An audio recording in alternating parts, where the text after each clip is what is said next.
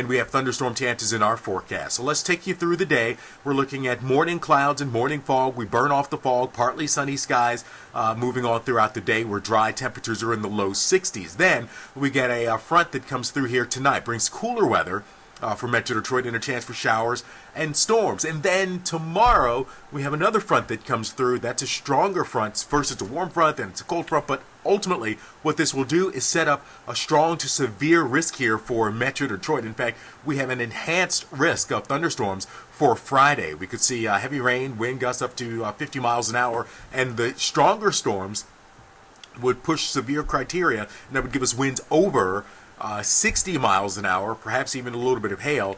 It's going to be a turbulent end to this heat wave. Today, look for a high near 61 degrees, morning clouds, then partly cloudy. 41 tonight with showers, thunderstorms. The severe risk is for tomorrow. Some of those storms could bring us severe weather tomorrow into tomorrow night with a high of 63. Then 40s with rain and changing over to a little bit of light snow. Saturday, Sunday, looking for a high of 38 degrees.